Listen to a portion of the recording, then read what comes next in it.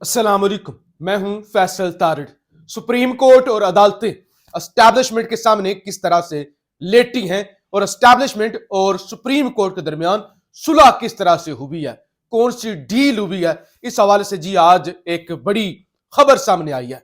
आज से तकरीबन एक महीना पहले मैंने आपको कहा था कि अब जो महाज होगा ना, वो एस्टैब्लिशमेंट वर्सेस पीटीआई तो होगा ही होगा, इसके साथ साथ एस्टैब्लिशमेंट वर्सेस अदलिया एक महाज खुलेगा।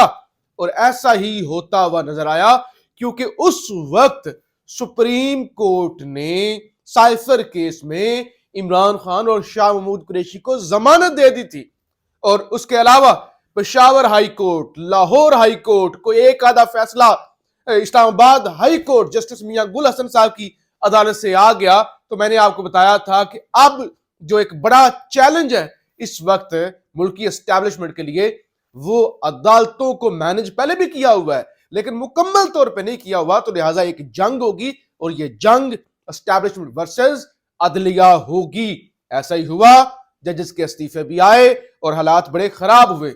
अभी ये जो कुछ भी ये बिहाइंड द सीन चल रहा था ना, इस पर जनाब आज खुलकर लिखा है सुहेल वड़ाइच साहब ने। एक तो उन्होंने लिखा ना कि आजाद उम्मीदवार ज्यादा होंगे इस दफा, और पहले बाऊजी को लाने का मंसूबा था लेकिन अब पीपल्स पार्टी को भी हिस्सा दिया जा रहा है, बल्कि अब उम्मीदें जो हैं वो आजाद उम्मीदवारों से लगा ली गई हैं कि आजाद उम्मीदवार जीते हैं तो उसके बाद उन्हें मैनेज करना आसान होगा।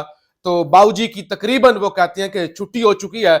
जब वो आए थे तो ऐसा ही था कि पूरे मुल्क के अंदर इख्तिदार उन्हीं को दिया जाएगा, लेकिन आहिस्ता आहिस्ता सिंध के अंदर पीपल्स पार्टी को, और मियां साहब जब फ्लॉप हो गए और मियां साहब की सारी तवज्जो अपने केसेस माफ करवाने पर थी, तो फिर एस्टैब्लिशमेंट ने भी जो है सोचा कि अब इन पर मुकम्मल इनको ताकत भी नहीं देनी चाहिए और जितनी इनकी औकात है उतनी इनको सीटें मिलनी चाहिए। तो 70 से 80 नशिस्तें वो कहते हैं नून लीग ले लेगी और 50 से 60 नशिस्तें पीपल्स पार्टी ले लेगी।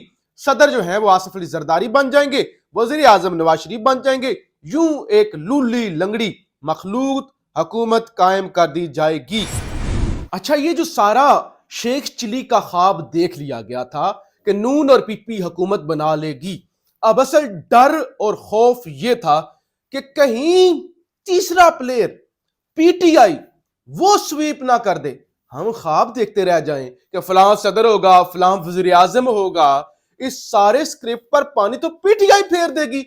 जितना भी मैनेज कर लिया, दफा 144 लगा दी, तो पीटीआई तो कंट्रोल नहीं होगी। जब आवाम निकल आती है, ठप्पे लगाना शुरू हो जाती है, तो फिर कोई जर्नल, कोई एस्टैब्लिशमेंट, कोई अदालत नहीं रोक पाती। तो फिर जनाब फैसला ये हुआ इलेक्शन ही मुलतवी कर दिया जाए।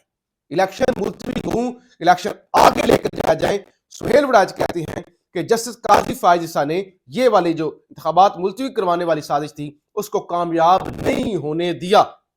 वो आपको पता है, वो रात को उन्होंने अदालत खोल ली थी, वो लाहौर हाई कोर्ट जस्टिस बाकर नजफी वाले फैसले के बाद, उन्होंने इस साजिश को उन्होंने कामयाब नहीं होने दिया। इसी दौरान जस्टिस अतर अब्दुल्ला ने एक अहम साइफर मुकदमे में इमरान खान को बरी कर दिया। साथ ही साथ पेशावर हाई कोर्ट ने पीटीआई को रिलीफ दिया। तो रियासत और अदलिया में मुकम्मल ठन गई। रियासत से मुराद एस्टैब्लिशमेंट है, यहां पे ठन गई।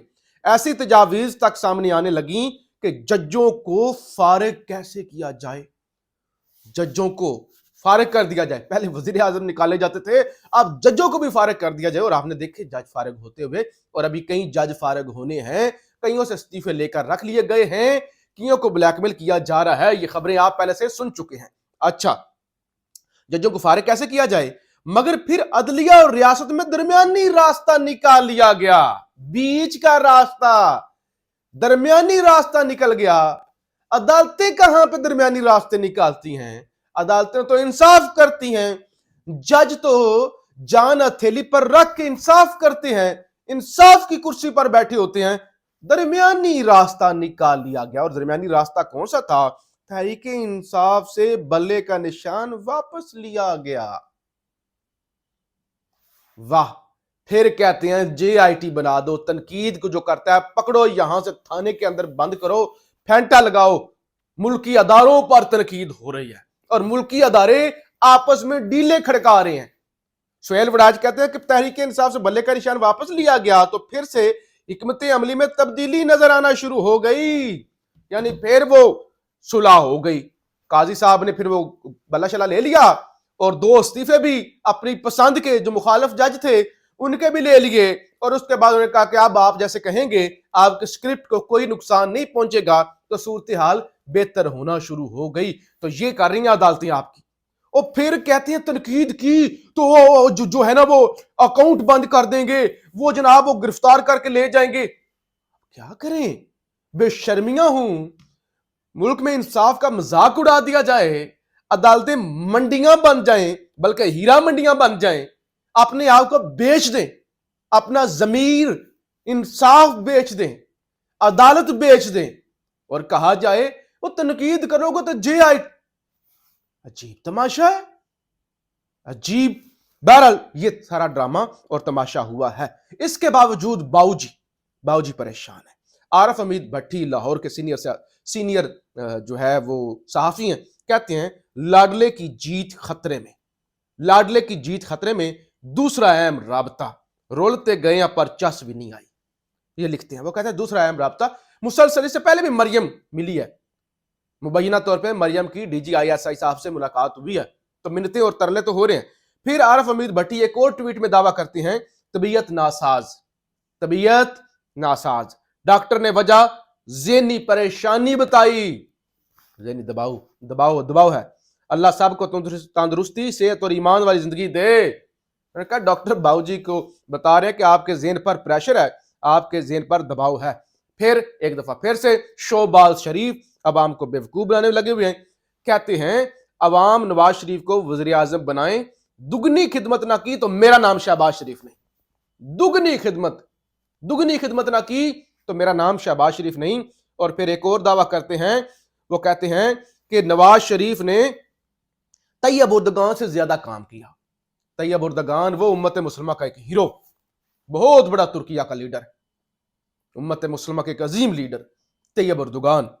کہاں کیا وہ کہتے ہیں پدی اور کیا پدی کا شوربہ. نواز شریف نے طیب اردگان سے زیادہ کام کیا ہے، یعنی ڈیولپمنٹ اور ترقی. چوری چکاری لوٹ مار میں تو واقعی زیادہ کیا ہوگا. تو باقی مطلب اس طرح سے تو لوگوں کو، وہ ایک رات کو کہہ رہا تھا جہاد اکبر، وہ رات کو ایک تماشا لگا تھا جہاد اکبر کا. وہ ملک احمد خان کہہ رہا تھا نواز شریف کو سپورٹ کرنا جہاد اکبر ہے، اور یہاں طیب اردگان سے زیادہ کام کر دیا. بہرحال جی، سلمان اکرم راجہ صاحب نے آپ کو پتہ ہے رجوع کیا تھا لاہور ہائی کورٹ سے کہ میں جب پی ٹی آئی کا ممبر ہوں، پی ٹی آئی کا جو ہے وہ کینڈیڈیٹ ہوں، تو پھر مجھ سے بلے کا نشان ہی واپس لیا گیا ہے نا، میری جماعت تو قلعدم نہیں ہوئی، تو پھر مجھے آزاد کیوں ڈکلیئر کیا جا رہا ہے؟ میرے ساتھ میری پارٹی لکھی جائے تحریک انصاف. تو اس سلسلے میں انہوں نے لاہور ہائی کورٹ سے رجوع کیا تھا، اور آج جو ہے وہ اس پر سماعت ہوئی ہے. اور اس حوالے سے الیکشن کمیشن وغیرہ کو بھی دو رکنی بینچ نے، جس میں جسٹس باقر علی نجفی سے اور جسٹس سلطان تنویر صاحب تھے، الیکشن کمیشن سے جو ہے وہ کل تک جواب طلب کر لیا ہے. جنگ جیو ایک دفعہ پھر جی کھل کے عمران خان کے خلاف آ گیا ہے، اور الیکشن کمیشن توہین الیکشن کمیشن کا جو کیس ایک بنایا گیا فواد چودھری اور عمران خان کے خلاف، اس میں جناب وہ عمران خان کے خلاف گواہ بن گیا.